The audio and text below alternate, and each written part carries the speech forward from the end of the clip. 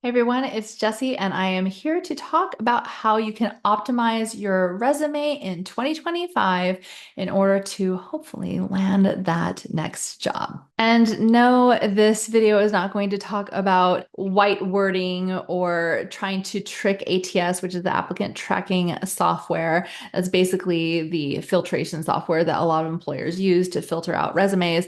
I'm going to be talking about real tips that can really help you and not gimmicks. The first thing that you probably need to include if it's not there or clean up if it is there is a summary at the top of your resume. So at the very, very top, have your header, which, includes your name. It includes the city and state that you're in. It doesn't need to include your whole address, so don't do that.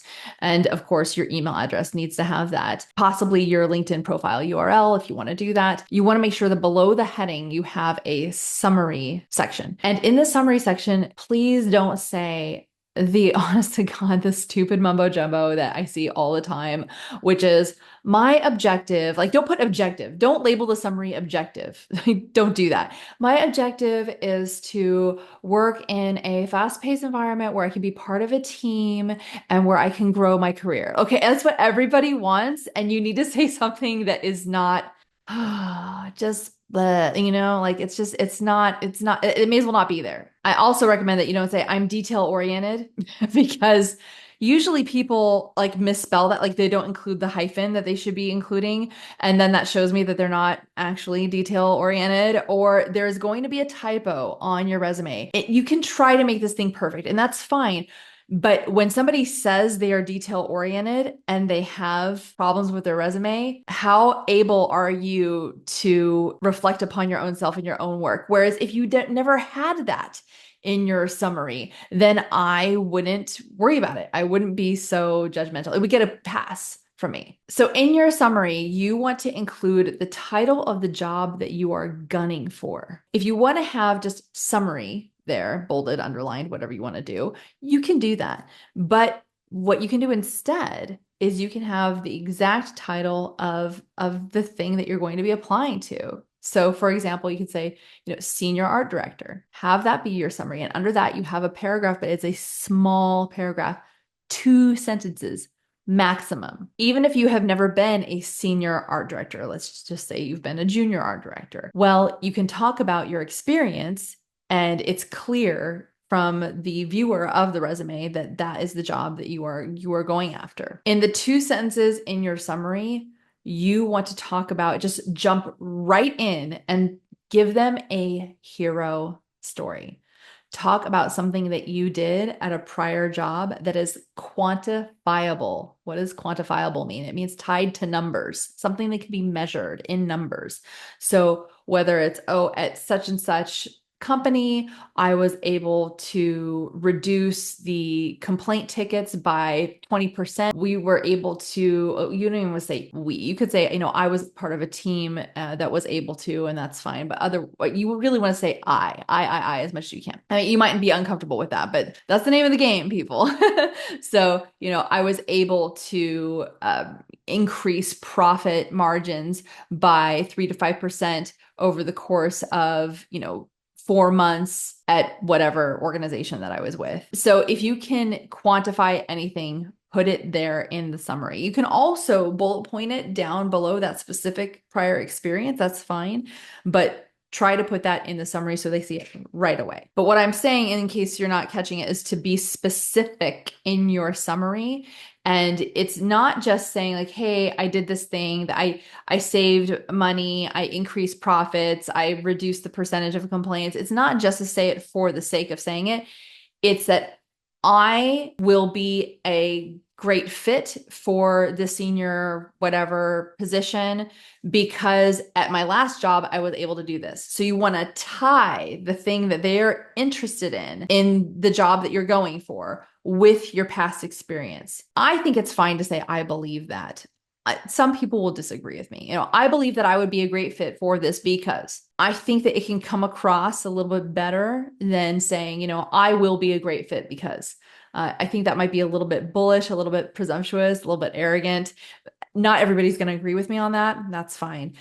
So I think it's fine to say, I believe that I would make a great fit for this position because of a prior experience. So make sure that you use that word because or due to the fact, some sort of connecting verbiage that will help connect your what you want with your prior experience. Now, let's say you don't have any quantifiable experience. When I say hero story, and this is something that I learned straight from the one, the only Liz Ryan. And if you are not following her, you need to do that for your life. Basically, you want to set yourself up and explain, like, hey, I would be a perfect fit for you, this position, this title, because at my last firm or my last company, I took the initiative to ensure that these processes were delivered timely, or because I saved a relationship with this client by taking the initiative to communicate with them about a problem that we were having before they saw the problem existed. So it could be anything. It could be anything where you are painting the picture that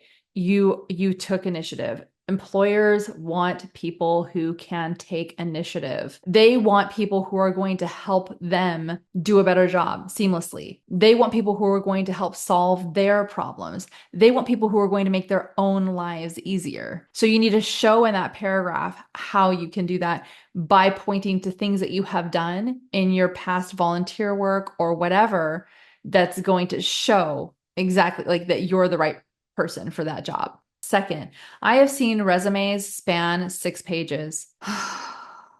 Definitely do not submit a 6-page resume that shows that you do not have the skills to be concise, that brevity is not your forte, and that you're going to take a lot more of that hiring manager's or, the employer's time and explaining unnecessary crap. Get that resume down to 1 page, or if you really have a lot of juicy experience that just can't be missed, 2 pages. That is the absolute maximum. The average resume is viewed between 6 and 8 seconds. Think about that, 6 and 8 seconds. So the first thing that you're going to want to do, like before you submit this, is, zoom out of the thing.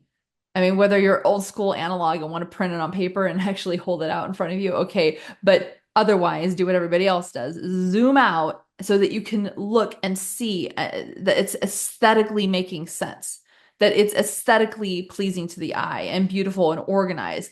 This is your signal to whoever's going to be looking at your resume that it's not going to be a giant cluster. It's showing the viewer that you're organized instead of you just saying, oh, I'm an organized person. It doesn't matter what people think about themselves. You have to, prove it, and actually providing an organized, beautiful resume is going to be very helpful. I personally think it's a bit gauche to include a photo on a resume. I am highly, highly, highly against it. If people want to see your photo, they're going to go to your LinkedIn profile or they're going to look on any of your social media accounts. So with that being said, clean up your social media accounts.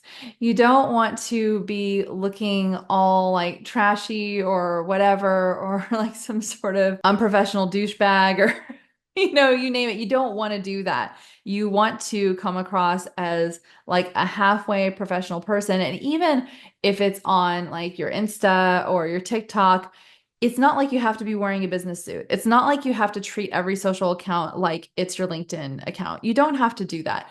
But you don't want to be showing that in your personal life you are irresponsible or reckless, and because they don't want that kind of personality in charge of stuff. It's fine to have fun. A lot of people love when they see that people are having fun and doing their thing, but people who do nothing but complain on their socials, that's a big giant red flag. So I'm a big fan of putting a link to your LinkedIn profile. And if you don't have one, build one. Most people have one, but if you don't have one, lean in and do it. It's very convenient for a lot of employers just to be able to look that up.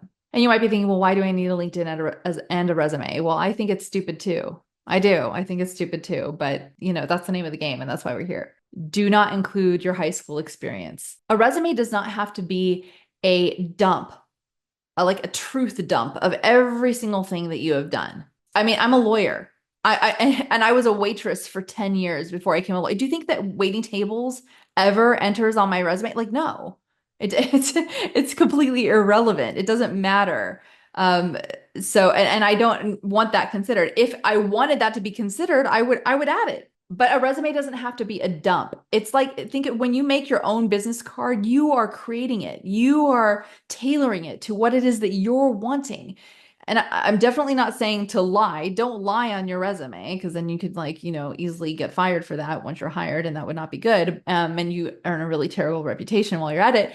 But, you want to mold the resume to fit your needs. And nobody cares what high school you went to. So under education, do not put the high school that you went to. I would rather see a resume that completely omits the education section than to include an education section where the only thing you're putting in is your high school. Don't do that. Just skip the education section altogether if that's the boat that you're in. And just as a little added bonus, if people are worried about gaps in your resume, first of all, fewer and fewer employers are caring about that.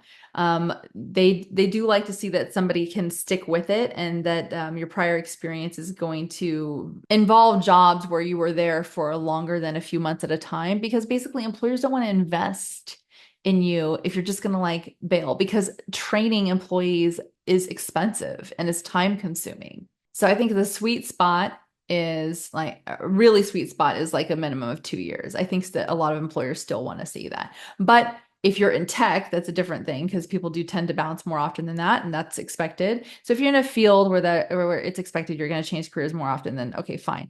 But try to see if you can explain away any gaps in your resume, or any if there's a reason why you had a short stint at a place, you explain that in a cover letter. So if a cover letter is optional and your resume is a little bit wonky, then take the option to draft a cover letter and explain the reason for this gap is because I was taking care of my parents, or because, whatever reason it is. Like I took a year and a half off to, like, raise my youngest kid, or whatever it is. It doesn't really matter as long as you are not regurgitating the resume in a cover letter. The point of a cover letter is not to regurgitate the resume. The point of a cover letter is to fill in the gaps and answer any questions that a hiring manager might have if there are any sort of irregularities in your resume. But again, don't worry too much about a gap, because a couple of gaps here and there, especially if they're short, it's not going to be that big of a deal. Honestly, most employers don't care anymore.